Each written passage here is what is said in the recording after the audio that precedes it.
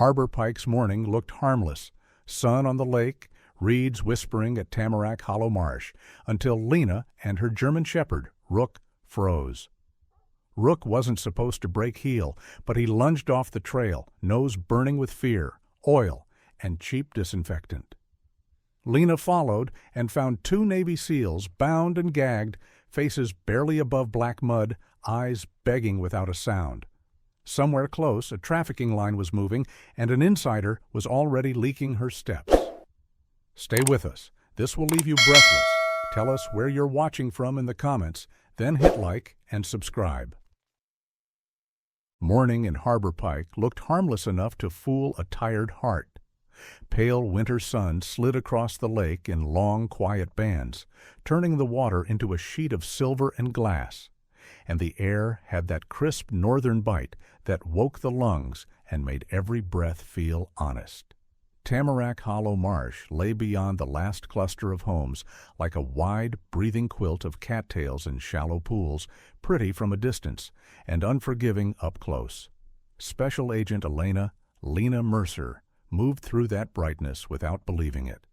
She was 30, compact and athletic, with dark brown hair pulled into a low tie and blue-gray eyes that carried the steady vigilance of someone who had learned, the hard way, that danger rarely announces itself. Her face looked calm, but it wasn't the calm of comfort. It was the calm of discipline shaped by long nights, sealed case files, and one old mistake she never spoke about because it still sat in her chest like a stone. Officially, she was in town to coordinate, a word that sounded like coffee and meetings. In truth, she was the case agent for Operation Blooming Onion, a quiet, sprawling trafficking investigation where evil wore clean shirts and hid behind payroll records.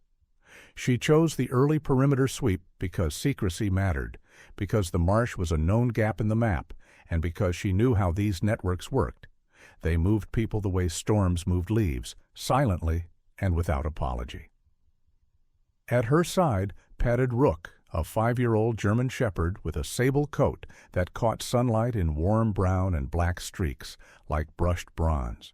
He moved with controlled energy, ears sampling the air, nose working in efficient pulls, tail low but steady.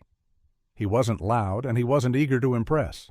His intelligence showed in the way he watched everything without staring, the way his body stayed loose until it didn't.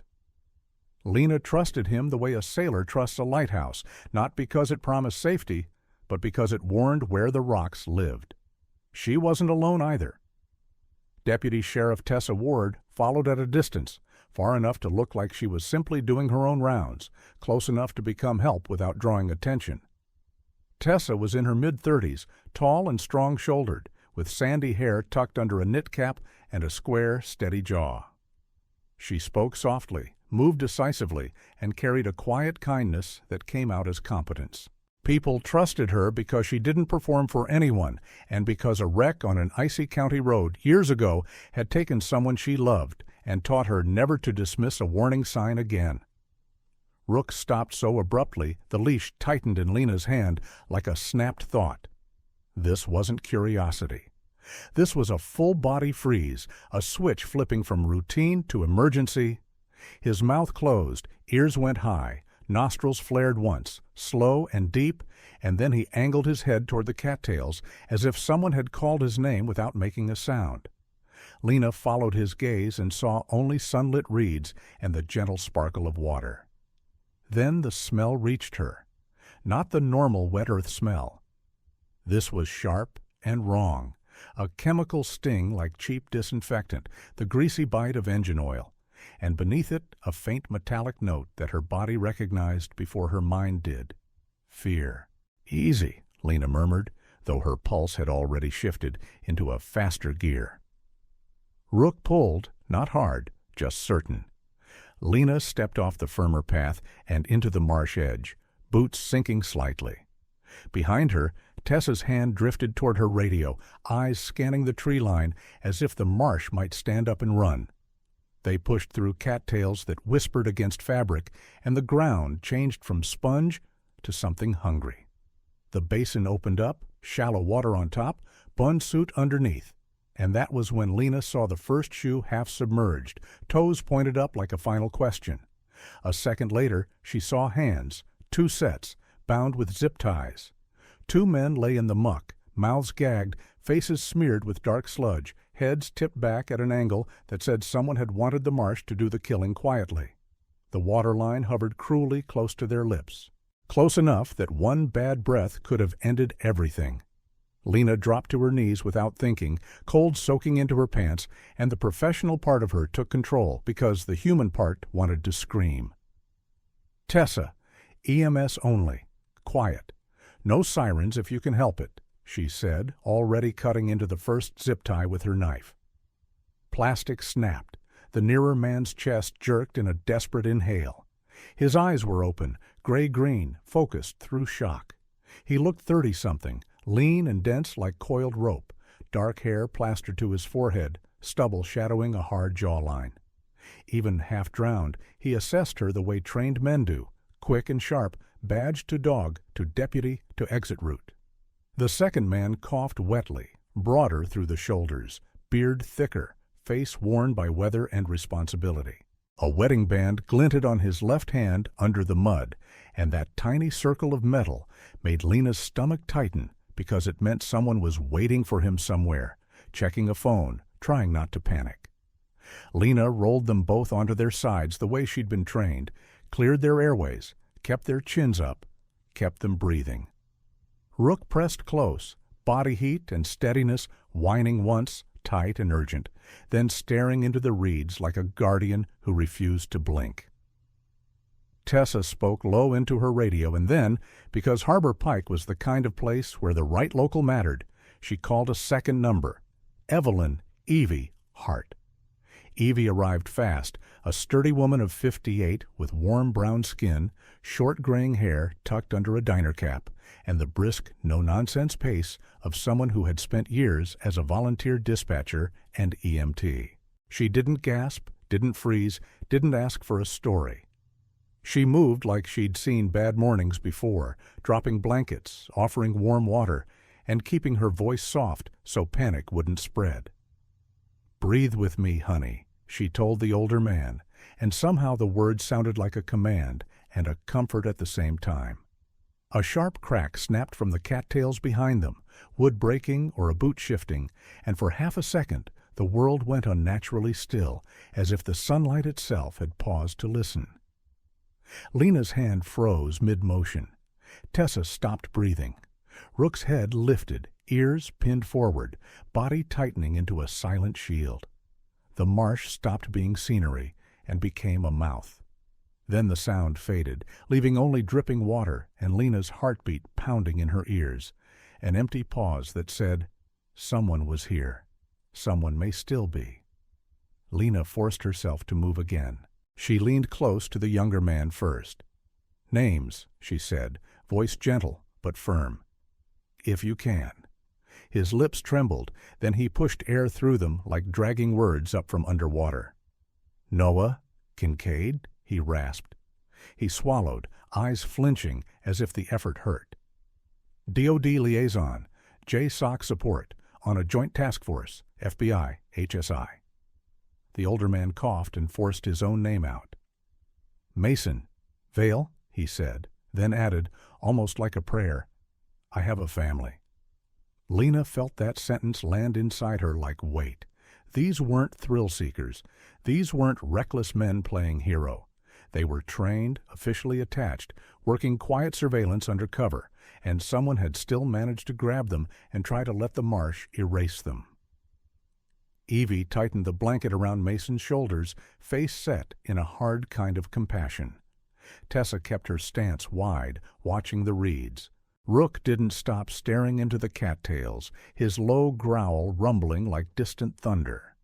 Noah's eyes locked onto Lena's, and the fear in them wasn't for himself anymore. It was for what his survival might trigger. He swallowed again, then said, hoarse and certain, "We only saw the hands doing it, not the head. The boss hasn't shown his face." Rook's growl deepened as if to agree, and Lena understood in her bones. Whoever tried to bury these men in mud hadn't gone far. and Harbor Pike already had someone standing at the gate. Lena didn't let the rescue turn into a spectacle. In Harbor Pike, a siren could become a headline, and a headline could become a warning flare for the wrong people. By the time EMS arrived, quiet, lights off until the last turn, Deputy Tessa Ward had already set a wide perimeter with the gentle authority of someone who could calm a crowd without ever raising her voice.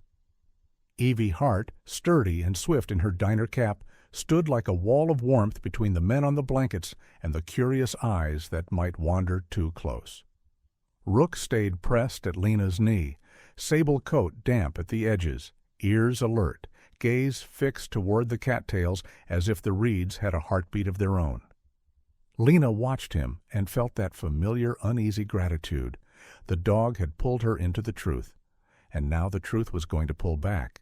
They moved Noah and Mason to a safe location not marked on any official map of Harbor Pike, a modest county-owned maintenance building near the marina that Tessa had keys to and that most locals forgot existed. It smelled like old rope, salt and motor oil, and it had a small office with a heater that clicked on like a reluctant blessing.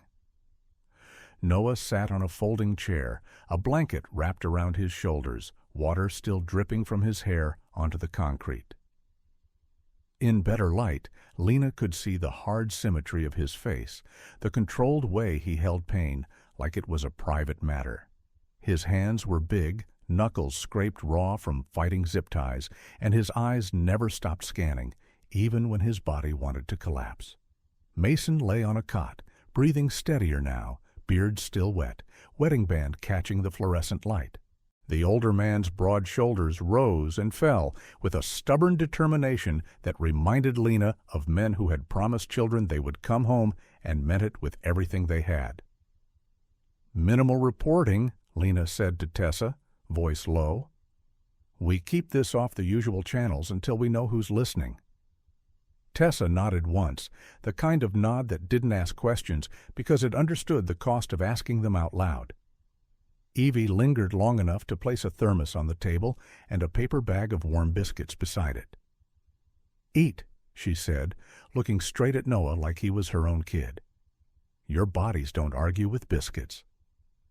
It would have been funny in another moment. Noah's mouth twitched, almost a smile, but the fear in his eyes didn't leave. Lena stepped outside for one cold breath and made one call on an encrypted line. The man who answered had the brisk tone of someone who never truly slept. HSI Agent Cole Ramirez arrived 40 minutes later, alone, driving a plain government sedan that looked like every other sedan in America, which was exactly the point. Cole was late 30s, lean with warm brown skin and close-cropped black hair. He wore a weathered leather jacket over a simple shirt, and he carried himself like a man who had learned to move through chaos without borrowing any of it. There was a faint scar along his right eyebrow, the kind that suggested an old bar fight or an old case that got physical. His eyes were sharp but not cruel, and when he spoke to Noah and Mason, he did it like a professional who respected warriors without worshiping them. "You two look like you tried to breathe mud for breakfast," he said dryly, setting a laptop bag on the table. "I don't recommend it." Cole's role was clear: data, money, roots. He was the man who could tell you where a truck had been before the driver remembered it. Lena remained the lead, the one making decisions, the one taking the risk.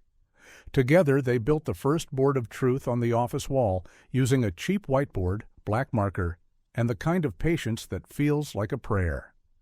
Lena wrote what she knew: trailers on the edge of town, a packaging facility that ran too late for its own good, shell companies that changed names like Snakes Shedding Skin, nighttime truck routes, and a thin stream of money that always seemed to find the same pockets.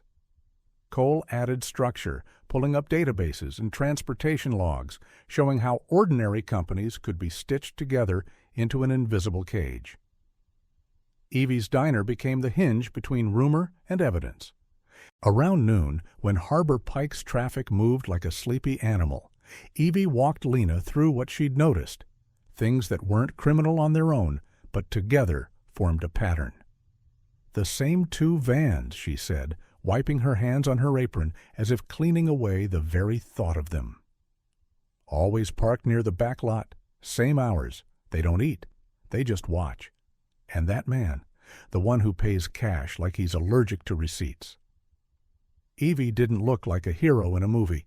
She was 5'something with sensible shoes and laugh lines around her eyes. But her past as a volunteer dispatcher and EMT had sharpened her instincts. She could read distress the way other people read menus. "Bad men don't like paper trails," she murmured. "Cash is their perfume." That was when Calvin Rusk appeared in the doorway of the diner like he belonged there. He was 47, stocky, with thinning hair combed carefully to hide the truth, and a soft, practiced smile that never reached his eyes. His hands were clean in a way that didn't match warehouse work, and his shirt was pressed too neatly for a man who claimed to spend his days around pallets and forklifts. He carried himself with a false ease, as if charm could be used like a badge. "You must be the federal agent folks are whispering about," he said to Lena, voice friendly enough to be plausible. "We're all grateful you're here. Keeps the town safe, you know. Jobs, too." He said jobs like it was a holy word. Lena gave him the kind of polite smile that revealed nothing. Rook, however, didn't bother with politeness. The dog's ears angled forward, body still, tail low. Not aggressive. Just measuring. Calvin glanced at Rook and chuckled in a way that sounded rehearsed. "Beautiful animal. Must cost the taxpayers a fortune." The humor landed flat. Lena felt the small chill of being studied, and she recognized what Calvin was doing.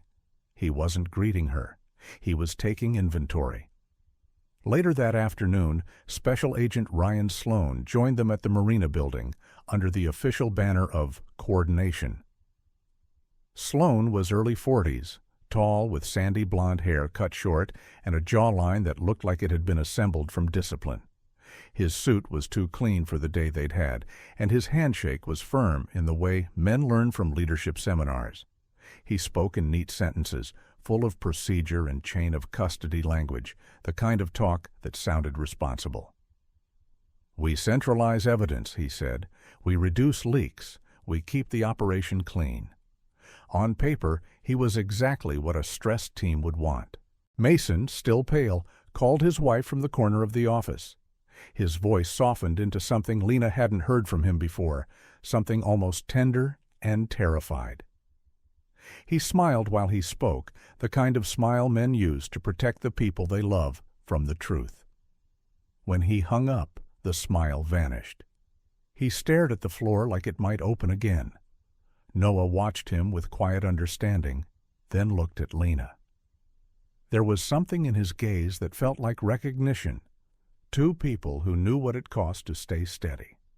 A metal chair scraped sharply across the concrete behind Lena, too loud, too sudden, and the sound sliced through the room like a blade. Everyone froze for a heartbeat, and in that stunned pause, Rook's head snapped toward the window, nostrils flaring as if the air itself had changed. Lena followed his stare and caught a flash of movement outside, a vehicle rolling past the marina too slowly, not lost, not curious, intentional. Then it was gone, leaving only the hum of the heater and the weight of unspoken fear. Lena didn't announce what she'd seen. She simply picked up her coat. "I'm going for a drive," she said, as if she were running an errand. Tessa immediately rose, reading the tension in Lena's shoulders like a language. Cole shut his laptop with a soft click. "You want company?" he asked. Lena shook her head. "I want quiet." She took Rook and moved alone, because sometimes the best way to see a tale was to look like you had none. The late-day sun sat low over Harbor Pike, turning car windows into mirrors. Lena drove past the packaging facility, past the edge-of-town trailers, past the diner's backlot. And there, near a service road lined with bare trees, she spotted Garrick Mott. He didn't look like a mastermind. He looked like a man who had made a lifetime out of being useful to worse men. Mid-30s, narrow face, patchy beard, restless eyes. He wore a work jacket with a company logo that didn't match any registered business Cole had pulled up. He walked fast, shoulders hunched, checking over his shoulder too often. Lena parked a distance away and watched as he slipped into a van and pulled out. She followed, careful, steady, letting a car drift between them like a curtain. Rook sat upright in the passenger seat, muscles taut but silent, eyes reflecting the road. Garrick turned twice, then a third time, and Lena felt it, the subtle shift of being hunted while hunting. Rook's ears flicked, his head angled toward the rear view. A second vehicle had appeared behind them, far enough to pretend coincidence, close enough to be a threat. Rook let out a low, vibrating sound that wasn't a growl so much as a warning from the deep. Lena's throat tightened. The enemy had seen her dog around town, the diner, the parking lots, the cameras. And now they were close enough to remind her that in Harbor Pike, even daylight could have teeth. Harbor Pike pretended to be ordinary in the daylight. The lake glittered. The hardware store signs squeaked in the wind. People waved like they had nothing to hide. But Lena had learned that the cleanest towns sometimes held the dirtiest secrets, not because everyone was bad, but because everyone was tired. Tired people didn't ask questions. They took their paychecks, made their casseroles, and let strange vans become part of the scenery. Lena kept her face calm as she drove slow loops along the edge of Tamarack Hollow Marsh, watching the packaging facility from a distance where binoculars looked like birdwatching and a government sedan looked like a bored tourist. By day, the warehouse seemed almost wholesome. Fresh paint on the side door, a cheerful safety poster, a couple of forklifts moving like lazy insects. Workers came and went in plain clothes, heads down, and nobody smiled too much. At night, it changed. After sunset, when the air sharpened and the marsh began to breathe fog, vehicles rolled in with their lights dimmed at the last bend, and the rear compartments stayed dark, as if whatever they carried didn't like to be seen. Lena didn't go in loud. She couldn't. Not yet. A raid without airtight cause could become a massacre if there were hostages. And trafficking networks loved hostages because hostages made good people hesitate. So she built the kind of case that didn't require heroics, only patience. She met Cole Ramirez at the Marina building, where he laid out transportation logs and corporate filings like puzzle pieces that didn't want to fit. Cole's humor stayed dry, but his eyes were serious. "They're using shell names that sound like family farms," he said, tapping the screen. "But the mileage patterns don't match farming. They match moving." Lena nodded, feeling that old anger press against her ribs. Moving people, moving fear. Evie Hart did her part in the most Harbor Pike way possible by making coffee and listening carefully. That afternoon she sat Lena in a booth at the diner and introduced her to a young woman who had been passing through, which was Evie's polite way of saying, "I hid her in my back room until you got here." The woman's name was Marisol Reyes, and she looked no older than 25. She was small and wiry, with long black hair braided tight down her back and skin the color of warm caramel. Her hands wouldn't stop worrying the edge of a paper napkin, twisting it until it tore, and her eyes flinched at every bell jingle from the diner door. She had a faint bruise at her collarbone, yellowing at the edges, old enough to be denied and new enough to still hurt. Yet there was a stubborn brightness in her gaze, a spark that said she had survived not because the world was kind, but because she refused to disappear. "They took our papers," Marisol whispered, voice thin but steady. "They told us we owed money before we even worked. If we ran, they said they knew where our families lived." Lena kept her tone gentle, her posture open, letting the young woman's fear set the pace. Beside Lena, Rook lay on the diner floor like a quiet sentinel, ears flicking at every change in tone. When Marisol's breathing hitched, Rook's nose lifted and he inched closer, not touching, just near enough to offer presence. Marisol glanced down at him, and for the first time her face softened. "He listens," she murmured, half to herself. Lena felt that sentence land like a small blessing. In a world where people talked over victims, a dog's silent attention could feel like permission to exist. Marisol didn't know every detail. She didn't know the names of the men who moved her, but she remembered smells and sounds. "Cleaner," she said, pinching her nose. "Strong, like cheap hospital. And oil, always oil." Lena's stomach tightened. The same wrong cocktail from the marsh. Evie's jaw set, as if she wanted to march outside and fight the entire town. She didn't. She poured more coffee and kept her hand steady, which was its own kind of courage. After the diner, Lena walked the edge of the trailer lots at a distance, using public roads, never trespassing, never giving anyone a reason to call her harassment. Rook rode beside her, alert but quiet, and Deputy Tessa Ward stayed in a separate vehicle a few blocks back, a shadow with a badge. When Rook caught the scent again, it wasn't mystical. It was physical. His head snapped toward a chain-link fence, and a sagging strip of cloth caught on the wire. He stood, nose working, and Lena watched the precise way he sampled the air, like a scientist with 4 paws.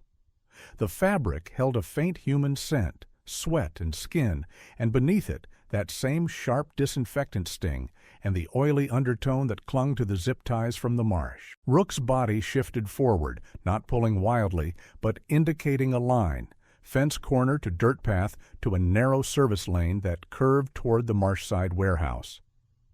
"Good," Lena whispered. "Good boy." Rook's tail gave one small, controlled sweep, not showy, just pleased to be understood.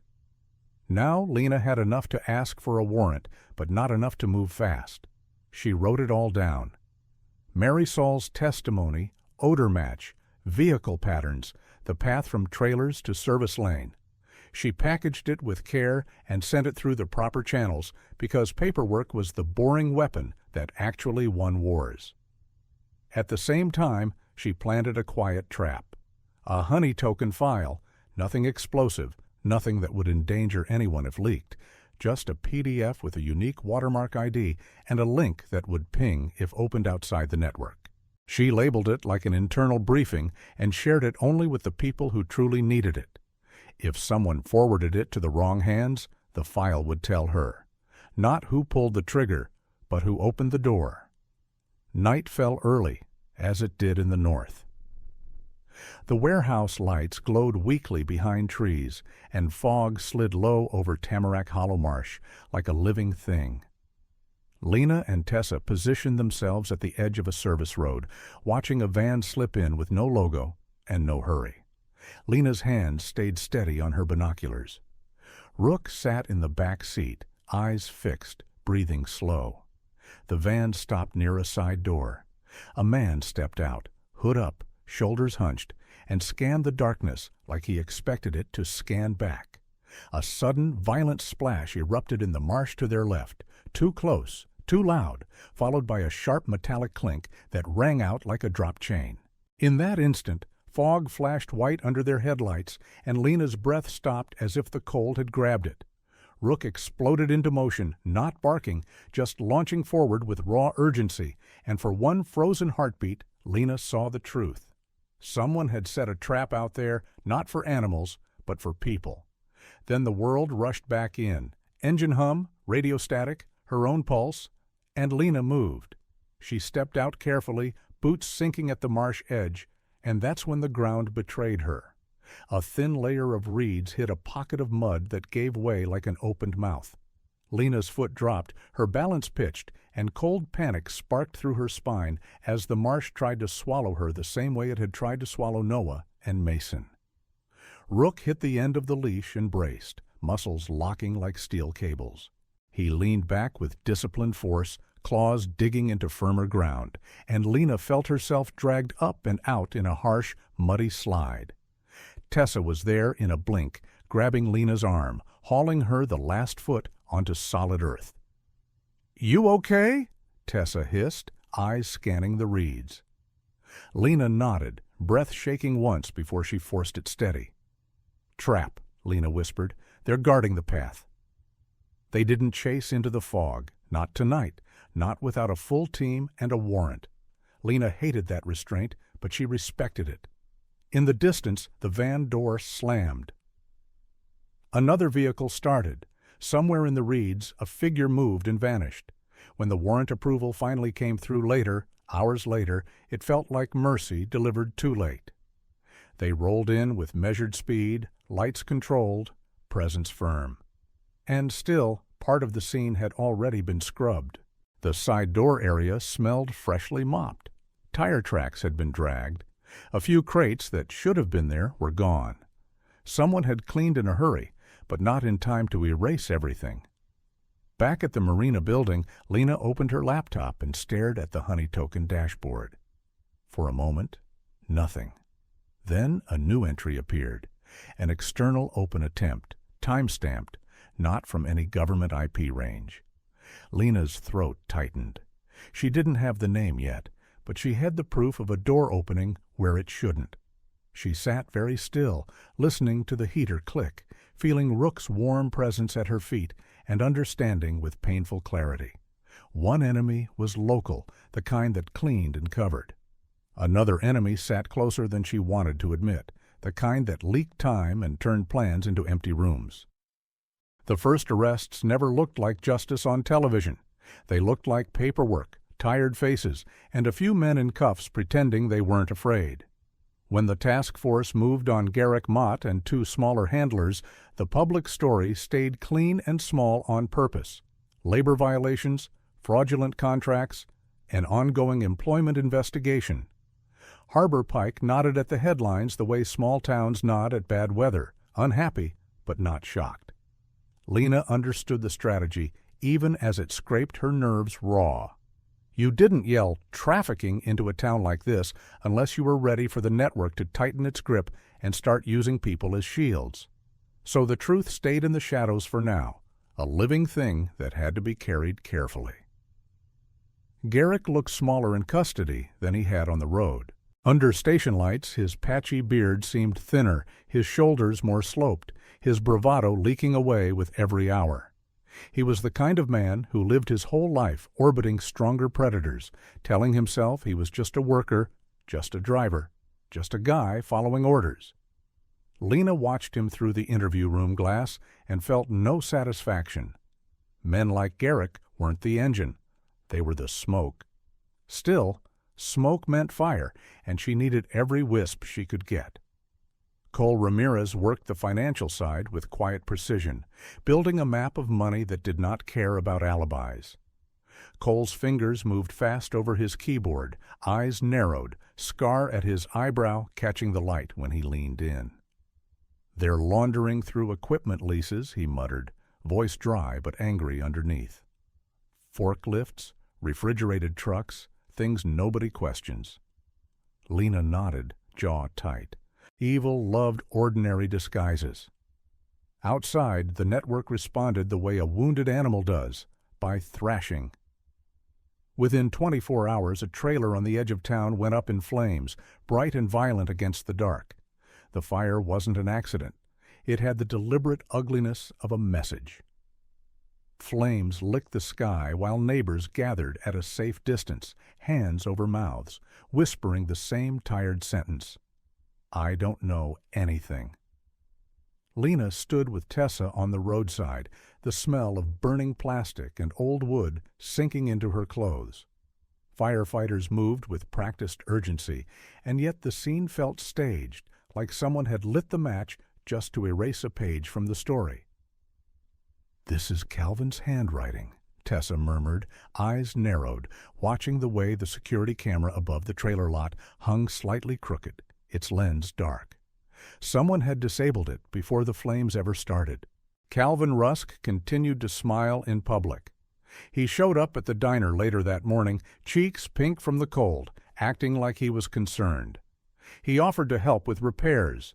He said the town needed jobs, needed stability, needed to stop outsiders from stirring trouble. He spoke gently, like a pastor who knew exactly which words could soften a room. But his eyes didn't soften. They tracked Lena's movements like he was counting steps. Lena felt that attention like a hand at her back, guiding her toward a cliff. That afternoon, the witness Evie had sheltered, Marisol, was relocated with federal assistance to a safer place, quiet and unseen. Lena didn't tell Evie where, because trust didn't mean carelessness. Evie accepted that with a stiff nod and a tired smile that held both pride and fear. "Just keep her breathing," Evie said, voice low. "That's all I ask," Lena promised, and felt the weight of the promise settle into her bones. The cost of this work arrived in smaller ways, too. When Lena returned to the trailer lot perimeter to confirm the camera disablement and track tire patterns, Rook moved along the fence line with controlled focus, sable coat dusted with ash from the distant fire. His nose worked the air in short pulls, reading what humans could not. Lena watched him and thought, absurdly, tenderly, that he looked like a soldier wearing fur instead of armor. Then the fence bit him. A thin strand of rusted barbed wire, hidden under loose chain link, snapped back as he passed. It caught his shoulder with a sharp, ugly scrape. Rook yelped once, a sound so startled it punched Lena straight in the chest. Blood welled in a thin line through his sable fur. He tried to keep working, ears pinned, as if pain were an inconvenience he didn't have time for, but his leg faltered for half a beat. Lena dropped beside him, hands shaking despite her training. "No," she whispered, the word coming out like a prayer and a warning. Tessa crouched close, scanning the road while Lena pressed a clean cloth to the wound. Rook's eyes stayed on Lena's face, steady and trusting, and that trust made her throat tighten harder than fear ever could. Evie insisted they bring him to the diner's back room. She wasn't a veterinarian, but she had the hands of someone who had patched up fishermen and teenagers and bad winter falls. She cleaned the scrape with warm water, her mouth set in a determined line, and wrapped it carefully. "He's brave," she told Rook, as if he could understand the compliment in English. Rook leaned into Lena's knee, breathing slower now, and Lena let herself rest her palm on his head for a long moment, feeling the warmth of him, the living proof that not everything in this case was cold. Mason arrived later, still pale from the marsh, anger simmering under his skin like a second fever. He paced the marina office, shoulders tense, fingers flexing like he wanted to break something. "We should hit them," he snapped. "Now, tonight, before they burn another trailer or disappear another witness." His beard made his face look harsher than his eyes, but Lena could see the fear behind the rage, the fear of going home in a flag box, the fear of leaving his wife a widow, the fear of failing people he'd never even met. Noah sat across from him, quieter, more controlled, blanket still around his shoulders. He spoke like a man who had learned to survive by thinking 3 steps ahead. "If we move fast and blind, we lose the victims," Noah said. His voice was hoarse but steady. "We lose the paper trail. We lose the chance to cut the head. Let Lena build it right." Mason's jaw worked as if chewing nails. Then he nodded once, the anger not gone, but caged. A sudden buzz, sharp and electric, ripped through the quiet office, and every head turned toward Lena's phone as the screen lit up like a flare in the dark. For a heartbeat, nobody breathed. The heater clicked. A fluorescent light hummed. Rook's ears lifted, eyes narrowing, as if he could smell the intent behind a message. Lena stared at the text and felt cold spread under her ribs. "Stop," or "The dog pays." The words were simple, almost childish, which made them worse. Threats didn't need poetry, they needed reach. Lena didn't show fear on her face. She couldn't.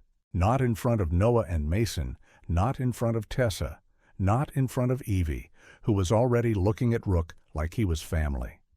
She slid the phone into her pocket and forced her voice to stay calm. "They've seen him," she said quietly. "Diner, parking lot, cameras. They know he's mine." Tessa's eyes hardened. Cole's jaw tightened. Noah's gaze flicked to Rook, then back to Lena, and something protective flashed there, brief and bright, before he buried it again. That night, While Rook slept in the back room of the diner with his bandage clean and Evie checking on him like a stern aunt, Lena sat at her laptop and pulled up the Honey Token dashboard. She had planted the file days ago, a harmless-looking briefing with a unique watermark and a link that would ping if opened outside the protected network. She watched the log scroll with the patience of someone waiting for a lie to confess itself. Then the entry appeared again, an external open attempt, time-stamped, tied to a path that ran through internal access before it ever touched the outside world. It wasn't the name yet, not quite, but it was a corridor, a hallway leading inward. And Lena felt the case shift in her hands, like a weapon finally finding its balance. She leaned back, eyes stinging from fatigue, and looked at Rook through the cracked door. His chest rose and fell steadily. He was alive. He was brave. He was vulnerable. Lena made her vow in the quiet, not loud enough for anyone to hear, but loud enough for something higher to listen. No more surprises. No more taking hits in the dark. If they wanted to threaten her dog, she would become the kind of woman who didn't merely survive threats. She ended them. Time did not move in Harbor Pike the way it moved in big cities. Here, seasons weren't decorations. They were rulers, measuring life in ice, mud, and thaw.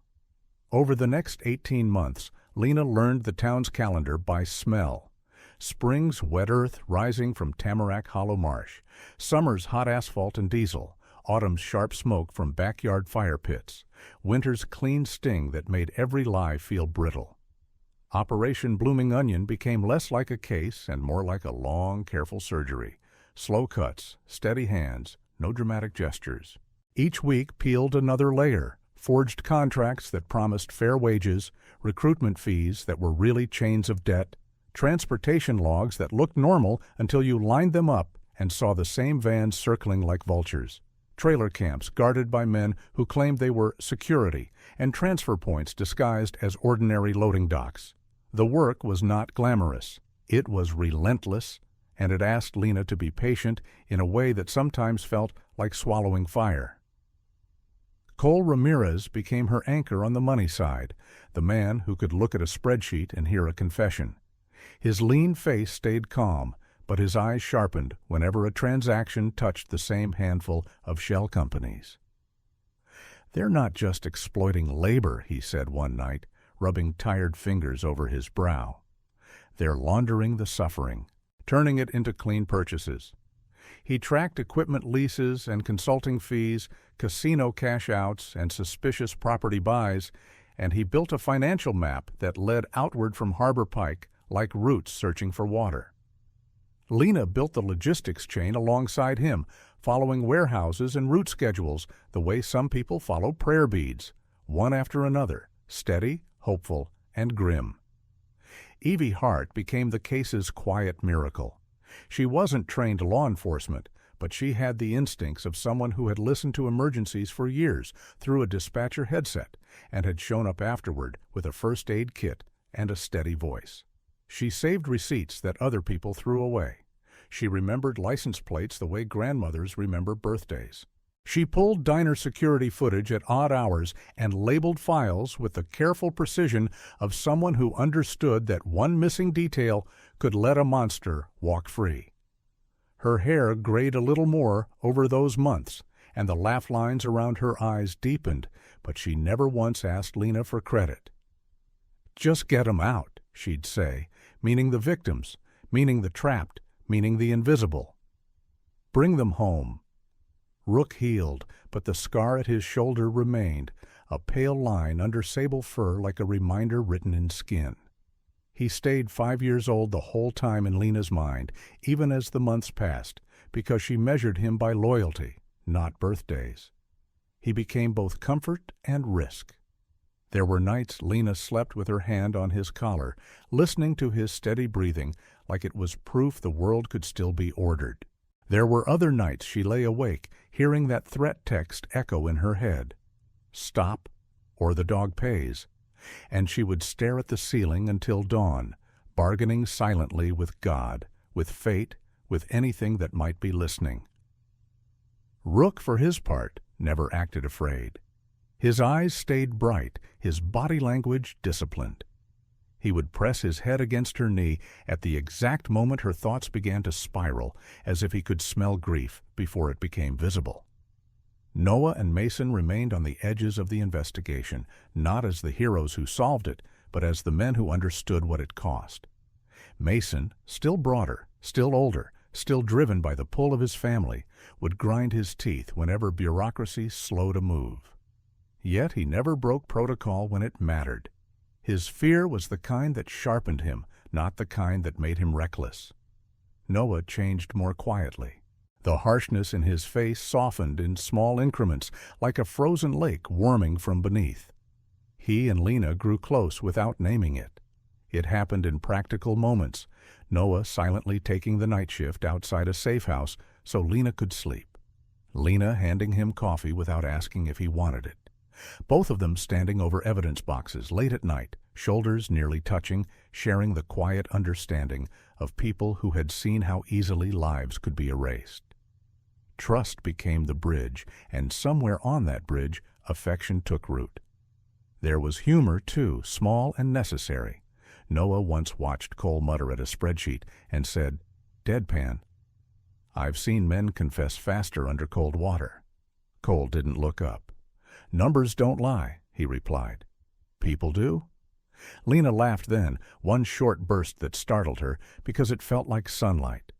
Calvin Rusk's fall came in pieces. It didn't happen with a single dramatic reveal.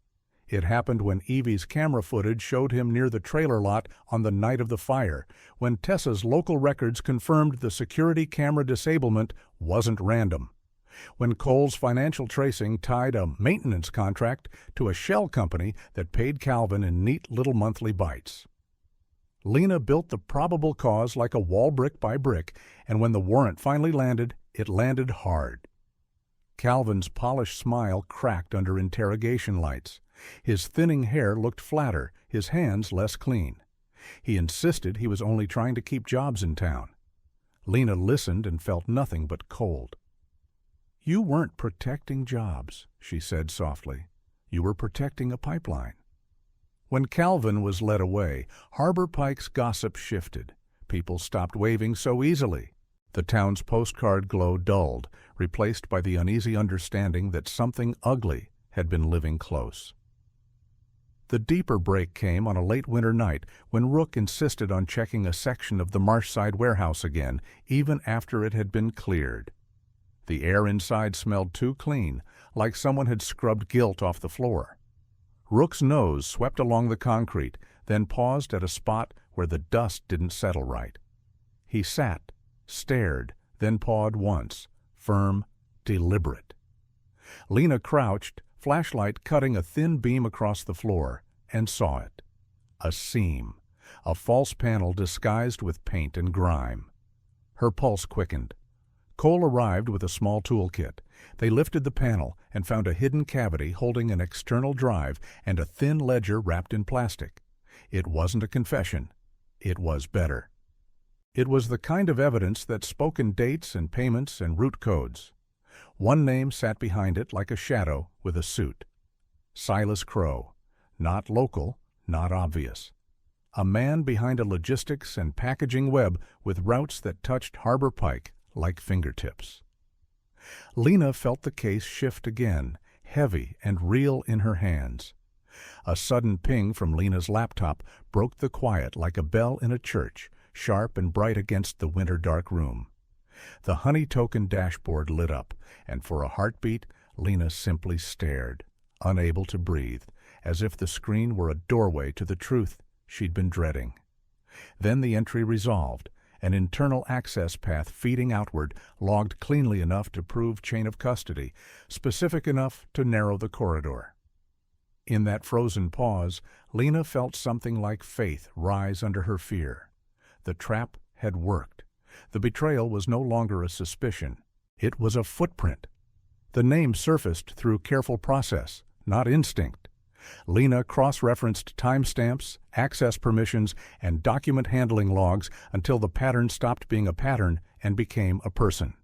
Special Agent Ryan Sloan. The man with the clean suit and clean procedures. The man who had insisted on centralizing evidence to prevent leaks. Lena's stomach turned, not with shock, because part of her had been bracing for this, but with a bitter sadness that felt almost like loss. She thought of the victims, the trailers, the fire, the scrubbed warehouse floor, and she realized how many small delays could be bought with one well-placed leak. She didn't confront Sloan. Not yet. That would be ego, and ego got people hurt. Instead, Lena did what real professionals did when the truth was dangerous. She went quieter. She contacted Internal Affairs and the Office of Professional Responsibility through secure channels and laid out the evidence in a neat, unshakable line. The response was swift and careful. A separate team was formed, off-book, with a plan built to prevent Sloan from warning anyone. The day before the next major operational step, IA-OPR approached Sloan with a legitimate professional pretext, an urgent chain of custody interview, an immediate access review, and quietly suspended his system credentials. He was escorted out of the operational circle without fanfare. No scene, no hero speech, just a door closing. Lena watched the confirmation come through and felt her shoulders sag, not in relief, but in the heavy understanding that some betrayals wore friendly faces. She looked at Noah, who stood across the room with his hands in his pockets, eyes steady on hers, and for a moment the world softened. Not because the case was over, it wasn't, but because she wasn't carrying it alone anymore. Rook lifted his head at her feet, amber brown eyes calm, and Lena made a vow again, quieter than the first. They would finish this the right way. They would peel every layer until the last one revealed the hand that started it all. The morning of the final operation arrived with a strange kindness in the sky, the kind that made Lena uneasy. A pale northern sun climbed over Harbor Pikes Lake, turning the water into a long ribbon of light, while Tamarack Hollow Marsh lay quiet in the distance, cattails swaying like they were pretending innocence. Lena stood in a parking lot that smelled of diesel and coffee, briefing a task force that had learned to speak in whispers. Her dark hair was pulled back tight, her face calm in the way it always became when fear had to be carried, not displayed. Rook sat at her left side, sable coat brushed clean, shoulder scar faint under fur, amber brown eyes alert. He was older now, not in years, still 5 when she'd first found him, but older in experience, in the way his gaze held more memory. Noah stood nearby, lean and steady, 35 now, his jawline still sharp but softened at the edges by a gentler kind of strength. He didn't look like a man who wanted glory. He looked like a man who had survived and decided survival should mean something. Mason, 38, broader, beard thicker, wedding band flashing when he moved, checked his radio and glanced at a photo of his kids on his phone, then tucked it away like a vow. Cole Ramirez moved through the group like a quiet current, giving last-minute updates about financial freezes and coordinated warrants. Tessa Ward took positions with local units, her posture firm, her eyes scanning roads that had once felt familiar and now felt compromised. This was the capstone. 18 months of peeling layers of patience that felt like pain had led them here. Silas Crow, the name that sat behind shell companies like a spider behind silk, would not be allowed to slip away in a truck or vanish into a marina boat. Roads out of Harbor Pike were closed under legitimate pretexts. The dock access was locked down. Communications were monitored. A web tightened, strand by strand, around a man who had made a living tightening webs around others. Silas wasn't foolish, though. Lena had learned that evil at this level survived by anticipating righteousness.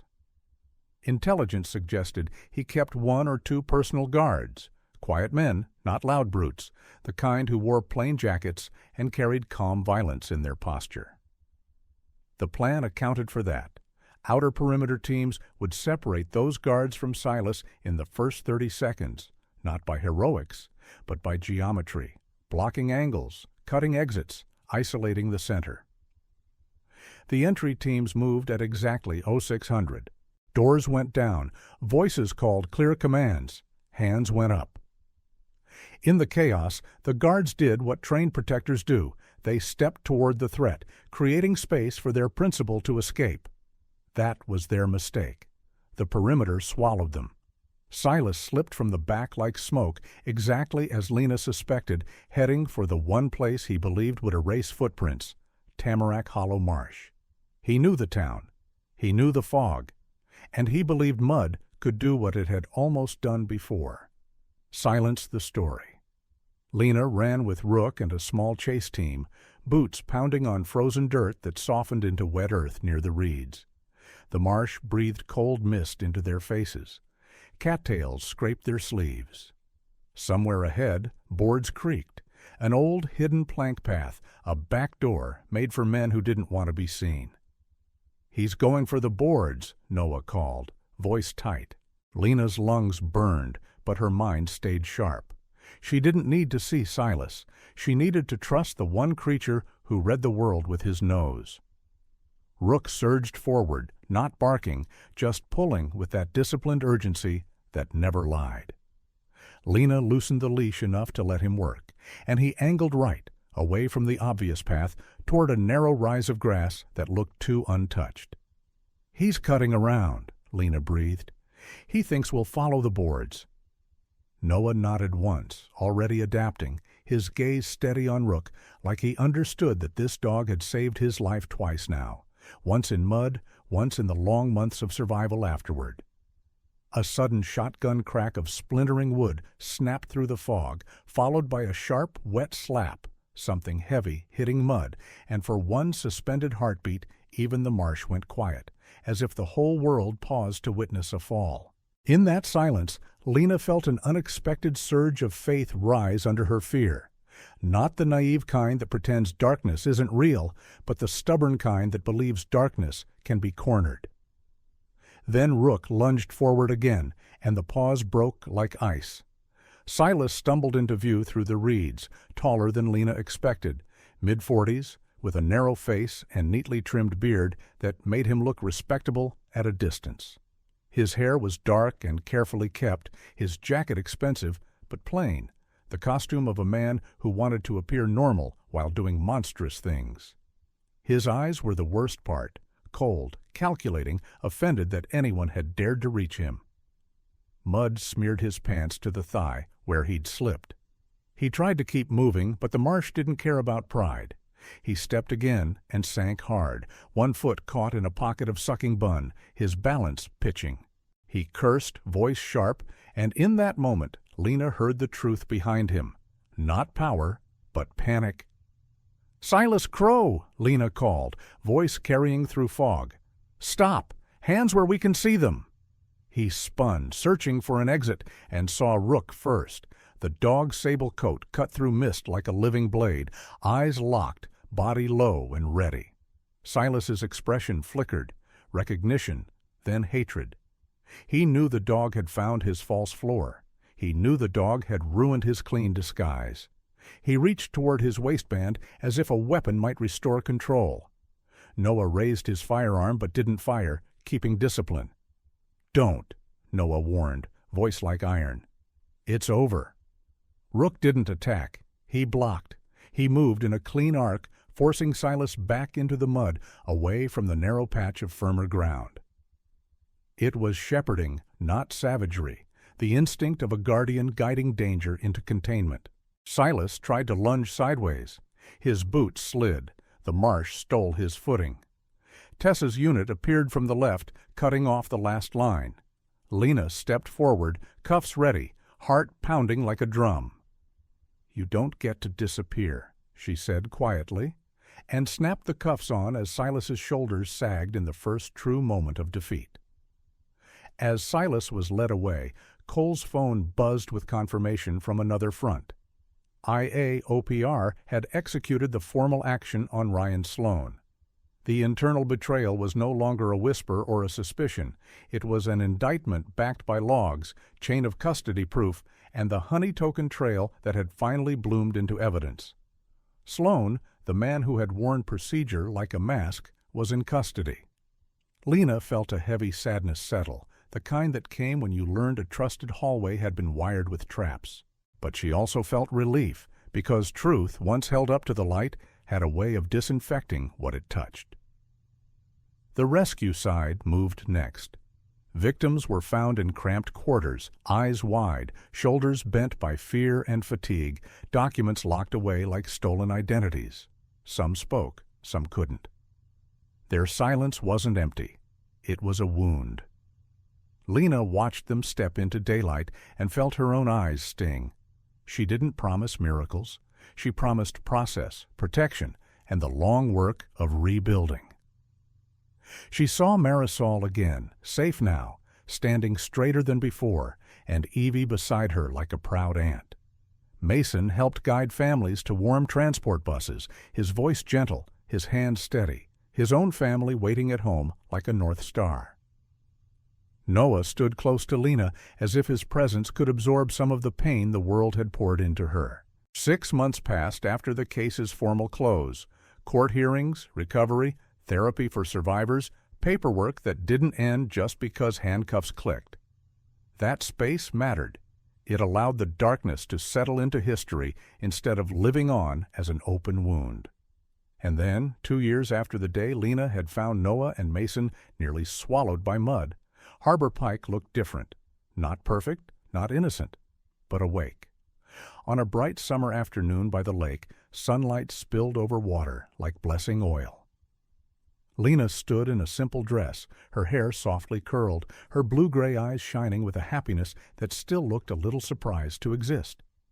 Noah stood beside her in a clean suit that couldn't hide the strength in his posture, his face calmer than it had ever been, as if he had finally believed he was allowed to be loved. Mason arrived with his wife and kids, his smile genuine, his eyes wet in the way men try to hide.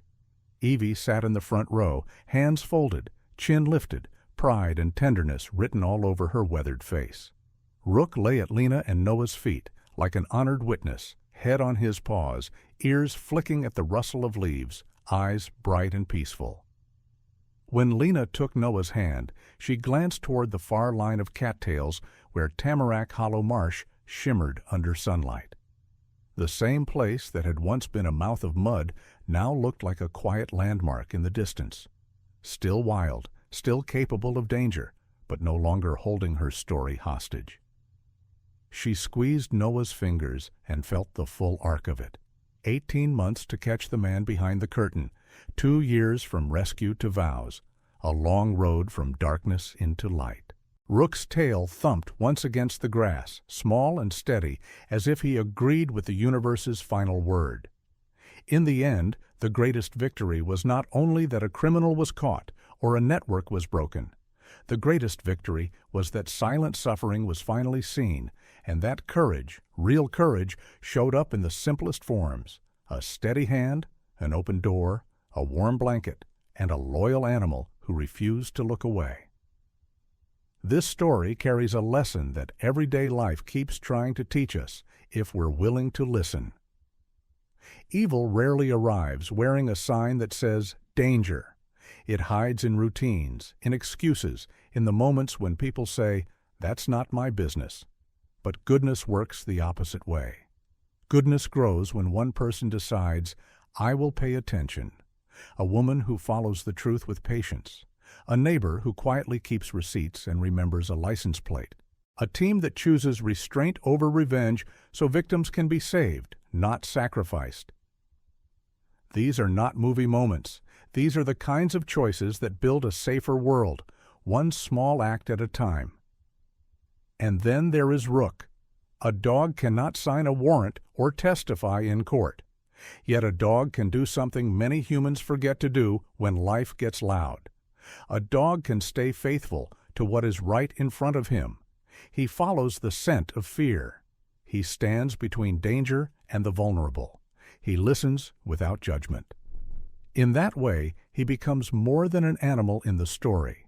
He becomes a mirror for the best parts of the human heart.